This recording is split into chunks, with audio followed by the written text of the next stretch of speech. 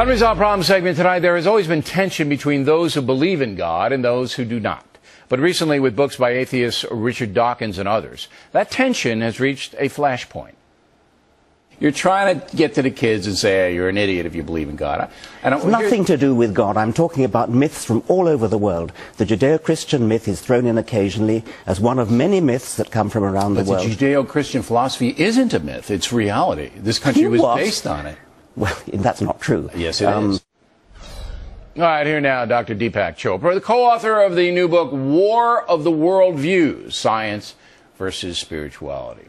So what do you say to a guy like Dawkins? I mean, Dawkins, I had him on twice, and you've never talked to him face-to-face, Oh, right? yes. He ambushed me when I was in Oxford. He used a subterfuge. Channel 4 called me, said, we want to do an interview. I went to the interview. And it was him? It was him. Yeah, but you kick his butt. I kick his butt. I did. For 3 hours I kicked his butt, but then he took 3 minutes out of that, put it in a movie called Enemies of Reason, and he ambushed some very other okay. I don't have much regard for Dawkins. I think he's a dishonest guy. But he, by the way, uses his scientific credentials to camouflage his bigotry, his I don't know if it's bigotry. He really believes that we're idiots, Doctor. I mean, he does. He thinks he's a genius. He thinks you and me and the rest of the believers are idiots. Well, and that's what he believes. Did you see his debate with Francis Collins, the head of the Genome Project, one of the most prominent scientists in the world, practicing Christian? And Dr. Collins told him, you do not question my scientific credentials.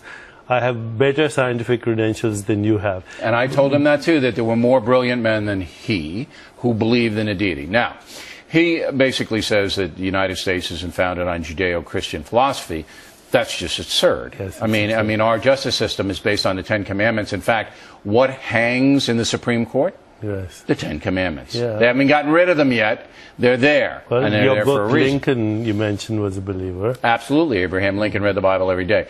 But you're never going to get through to a guy like Dawkins because there's more emotion with them. Don't you find that? Which is very unscientific, by the way. Yeah, they get really upset. To attack somebody you don't believe in with such vigor and enthusiasm and impulsion and anger. Yeah, I'm not angry that Dawkins doesn't believe. I mean, I don't care what he says, but he gets really teed off. Now, what has convinced you that there is a deity? And do you believe in an active God, a God that actually intervenes in human life? Well, you know, I also have scientific background, and the more we understand the nature of the universe through science, the more we also understand there's more unknown and there's the unknowable.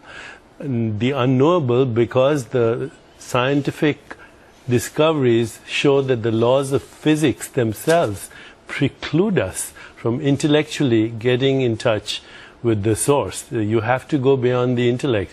You have to listen to the heart. The heart has reasons that reason doesn't know. And you have to, in a sense, understand the great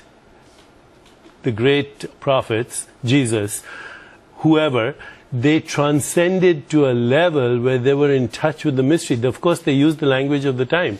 I and the Father are one, I'm in you. But that's, again, that's a matter of faith, though. But do you believe that there is an active deity that intervenes in human nature and intervenes in the world? I think there is an active source, an intelligent source that is omnipresent, omnipotent, omniscient, so all the laws of nature, intervene. And that we have a connection to that. Do you believe in miracles? But we have free will too. Well, the fact that we live, that we exist, is a miracle. Why do we have to even go beyond that? Well, because the meteorite hit the world, and that's what happened. The meteorite did this, and then evolution, and you know. But look, the fact comes down to evolution doesn't contradict the fact. That's what I say. Intelligent design does not contradict science, and science has never been able to manufacture one single human cell, have they? No, not even. After all of this the most primitive form of intelligence has not been created, and whatever has been created comes from intelligence that is connected to the source of intelligence. Well, I hope you're right. I hope you're right that there is a deity, and I hope he's a just God. And, my collaborator, Stephen Hawking's co-writer, right. Says that science does not conclude and cannot conclude that God is an illusion. Does not know why there are laws of nature. And that's absolutely true. They don't know. Yeah, does not know why there are laws of nature or why the universe conforms to those laws. All right, Doctor. The book is War of the World.